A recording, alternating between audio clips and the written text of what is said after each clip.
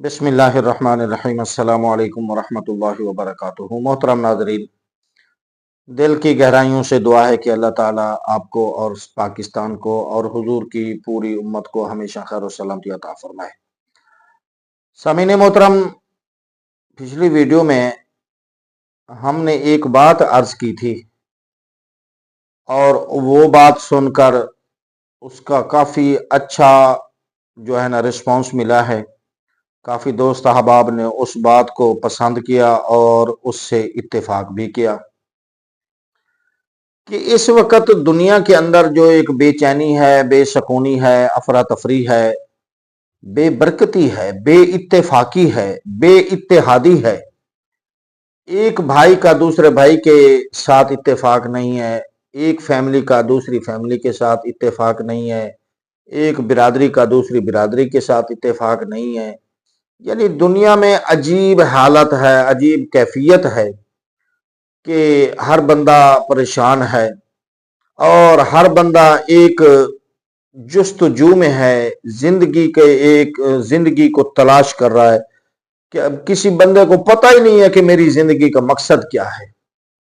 میں نے عرض کیا تھا پچھلی ویڈیو میں کہ جناب اگر کسی نے اچھا گھر بنا لیا ہے، گاڑی آ گئی ہے، اچھا بنگلہ مل گیا ہے اور وہ سمجھتا ہے کہ بس میں بڑا کامیاب ہوں، جس کے پاس فیکٹری ہے، پیسہ ہے، بیلنس ہے، وہ سمجھتا ہے کہ شاید میں کامیاب ہوں۔ جناب والا جو ایم پی اے بن گیا، ایم این اے بن گیا، وہ سمجھتا ہے میں کامیاب ہوں۔ جو وزیر اعظم کی کرسی پر بیٹھ گیا وہ کہتا ہے میں کامیاب ہوں۔ یعنی دنیا کے اندر ایسے حالات ہیں کہ سمجھ نہیں آتی کہ یہ دنیا کس طرف جا رہی ہے، کیا ہو رہا ہے اس دنیا کے اندر۔ تو یہ سارے حالات واقعات ہم نے پچھلی ویڈیو میں عرض کیے ہیں۔ تو آج ہم ان ساری چیزوں کا جو حل ہے، جس کے اندر سکون ہو، اطمینان ہو، محبت ہو، بھائی چارہ، رواداری ہو، تو اس کا کچھ حصہ میں نے پچھلی ویڈیو میں عرض کیا تھا۔ تو آج ہم انشاءاللہ مزید اس بارے میں بات کریں گے کہ شاید اتر جائے تیرے دل میں میری بات کہ یہ جو ہم بات کر رہے ہیں یہ کئی بزرگوں کی زندگی کا نچوڑ ہے۔ بڑے بڑے جید و معتبر شیخ الحدیث، محدثین، مفسرین، علماء، ہر مسلک کے علماء اور پھر جناب والا دانشور، ادیب، پروفیسر، ڈاکٹر، زندگی کے مختلف شعبہ سے تعلق رکھنے والے افراد نے یہ نچوڑ دیا ہے کہ زندگی میں اگر سکون چاہیے، اطمینان چاہیے، محبت، امن، سلامتی، رواداری، بھائی چارہ، تو اس کے لیے سب سے پہلے آپ کو اپنی زندگی کے اندر اللہ کے قرآن کو شامل کرنا پڑے گا۔ اللہ کا قرآن وہ کتاب ہے کہ جس کے اندر اللہ تبارک و تعالی نے زندگی گزارنے کا ہر پہلو، ہر طریقہ، ہر رستہ اللہ نے بیان فرمایا ہے۔ عزیزان گرامی، آپ کا بھی مشاہدہ ہوگا، آپ کا بھی تجربہ ہوگا، جن لوگوں نے قرآن کو صحیح معنی میں اپنی زندگی کے اندر داخل کیا، اپنی زندگی کا ساتھی بنایا، تو وہ کامیاب رہے۔ ہاں، بظاہر آپ نے دیکھا ہوگا کہ ایک بندہ نیک ہے، نمازی ہے، پرہیزگار ہے، تہجد گزار ہے، عالم ہے، فاضل ہے، مفتی ہے، لیکن اس کی بھی پریشانیاں ہیں۔ تو یہ پریشانیاں نہیں ہوتی، یہ بات ذہن میں رکھ لیں، یہ اس کی پریشانیاں نہیں ہوتی، یہ اللہ تعالیٰ کا نظام قدرت ہی ایسا ہے کہ اللہ تعالیٰ اپنے بندوں کو وقتاً فوقتاً آزماتا رہتا ہے۔ اللہ ان کو آزماتا ہے۔ آپ انبیاء کی زندگی کو اٹھا کر دیکھیں، حضرت آدم علیہ السلام سے لے کر حضرت عیسیٰ علیہ السلام تک تمام انبیاء کے اوپر آزمائش آئی، تو انبیاء سے بڑا عبادت گزار تو کوئی نہیں ہے نا، بڑا تہجد گزار، شب بیدار، علم والے، تقوی والے، فضیلت والے، مقام والے انبیاء سے بڑا تو کوئی نہیں ہے۔ انبیاء کی زندگی میں بھی ایسے حالات آئے تو کیا یہ سمجھیں گے کہ ہم کہیں گے کہ ان کے لیے پریشانی تھی؟ یہ پریشانی نہیں تھی، یہ اللہ تعالیٰ نے اپنے بندوں کو آزمایا، اور اللہ تبارک و تعالی جن بندوں کو آزماتا ہے نا، تو اس کا ہرگز مطلب یہ نہیں ہوتا کہ اللہ تبارک و تعالی ان بندوں کو پریشان کرنا چاہتا ہے، بلکہ اللہ تعالی ان کے دلوں میں اپنی محبت کو مزید ڈالنا چاہتا ہے تاکہ مزید گہرے تک پہنچ جائیں۔ جہاں تک اللہ کی محبت کی بات ہے تو میں ایک واقعہ مجھے یاد آ رہا ہے کہ حضرت سیدنا ابراہیم خلیل اللہ علی نبی علیہ السلام ایک دن جنگل میں بکریاں چرا رہے تھے، تو حضرت جبریل علیہ السلام یا کوئی اور فرشتہ آیا اور بلند آواز سے نا سبوح قدوس ربنا و رب الملائکہ، یعنی اللہ تعالیٰ کا ذکر کرنے لگا۔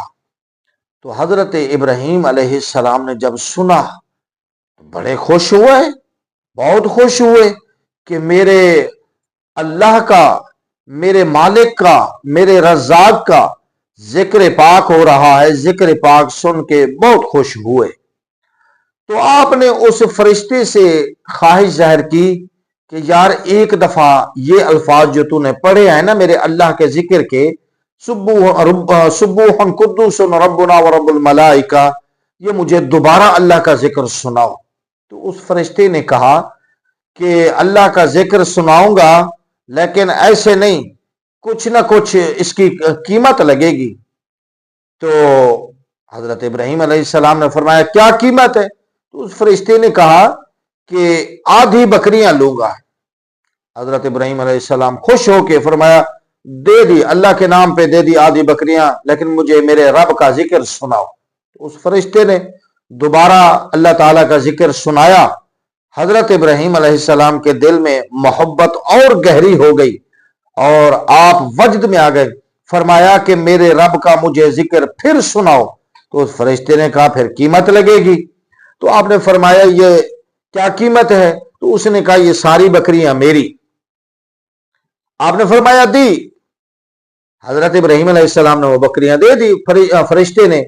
پھر وہ اللہ تعالیٰ کا ذکر سنایا، سبوح قدوس ربنا و رب الملائکۃ والروح۔ حضرت ابراہیم علیہ السلام کے دل میں محبت اور گہری ہو گئی، آپ وجد میں آ گئے، کہنے لگے کہ مجھے میرے رب کا ذکر اور سناؤ۔ تو فرشتے نے کہا کہ اب تو آپ کے پاس کچھ بھی نہیں ہے، آپ قیمت کیا دیں گے؟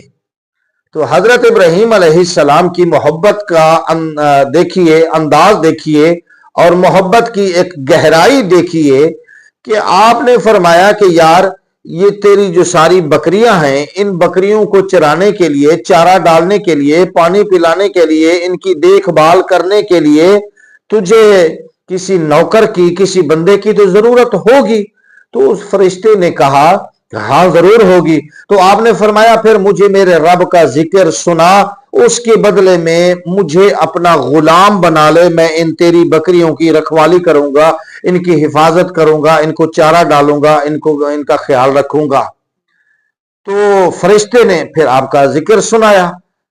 تو پھر فرشتے نے حضرت ابراہیم علیہ السلام کو بتایا کہ اللہ تعالیٰ آپ کو آزمانا چاہتا تھا کہ میرے خلیل کی میری محبت میرے خلیل کے دل میں کتنی ہے۔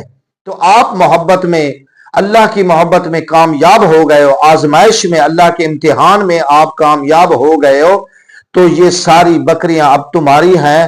اللہ تعالیٰ آپ کو صرف آزما رہا تھا۔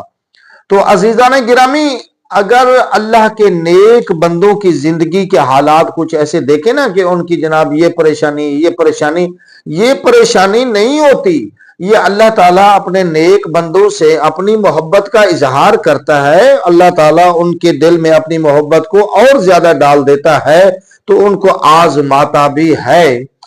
تو میں عرض کر رہا تھا کہ تقریباً 75% سے زیادہ لوگ نے مجھے یہ رائے دی کہ جب تک آپ اپنی زندگی میں قرآن کو داخل نہیں کریں گے، قرآن کو داخل ایسے کرنا ہے کہ جیسا قرآن فرمائے ویسا کرنا ہے، اپنی خواہش پہ نہیں چلنا۔ اپنی خواہش پہ چلنے والے لوگ جو ہوتے ہیں پھر قرآن ان کے بارے میں فرماتا ہے یضل بہ کثیرا ویہدی بہ کثیرا وما یضل بہ الا الفاسقین۔ اسی قرآن کو پڑھ کر بہت سارے لوگ گمراہ ہو گئے، اسی قرآن کو پڑھ کر بہت سارے لوگ ہدایت پا گئے۔ وما یضل بہ الا الفاسقین، اللہ فاسقوں کو ہدایت نہیں دیتا۔ تو جن لوگوں کی زندگی میں قرآن آیا انہوں نے قرآن کو جو فرمایا اس کے مطابق نہیں بلکہ اپنی خواہش کے مطابق چلا، تو قرآن فرماتا ہے یضل بہ کثیرا، بہت سارے لوگ گمراہ ہو گئے، قرآن پڑھ کے بھی گمراہ ہو گئے۔ تو عزیزان گرامی، زندگی گزارنا ہے تو قرآن کو اپنی زندگی میں شامل کرنا پڑے گا اور پھر ویسا کرنا پڑے گا جیسا قرآن فرما رہا ہے، اپنی خواہش سے نہیں۔ اپنی خواہش سے اپنی مرضی کرو گے تو پھر قرآن بھی اس زندگی کو ہدایت نہیں دیتا۔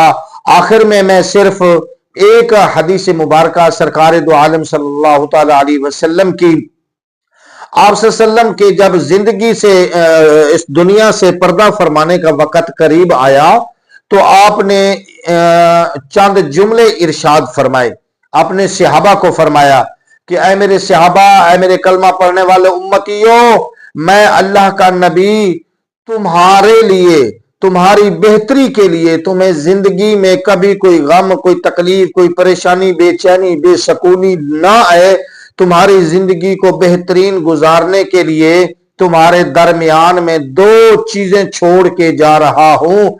جب تک تم ان کے ساتھ جڑے رہو گے، جب تک تمہارا تعلق ان کے ساتھ رہے گا تو تمہاری زندگی میں امن، سکون، برکت، رحمت ہوگی۔ جب ان چیزوں کو چھوڑ دو گے تو تم گمراہ ہو جاؤ گے۔ تو کیا چیز فرمایا؟ کتاب اللہ، اللہ کی کتاب، و اطراتی، اور میری اہل بیت۔ اور ایک حدیث میں الفاظ یہ بھی آئے ہیں کہ کتاب اللہ و سنتی، کہ ایک اللہ کی کتاب اور میری سنت۔ تو عزیزان گرامی، یہ دنیا کے اندر جو بے چینی، بے سکونی ہے، اس کا واحد علاج اللہ کا قرآن اپنی زندگی میں لے آؤ، قرآن کے مطابق زندگی گزارو، انشاءاللہ زندگی میں برکتیں آئیں گی، زندگی میں نور آئے گا اور پوری دنیا میں امن و سلامتی آئے گی۔ دنیا امن و سلامتی کا گہوارہ بن جائے گی جب قرآن ہر زندگی میں داخل ہوگا۔ اللہ تعالیٰ سب کو قرآن کا نور برکت عطا فرمائے، آمین۔ السلام علیکم ورحمۃ اللہ وبرکاتہ۔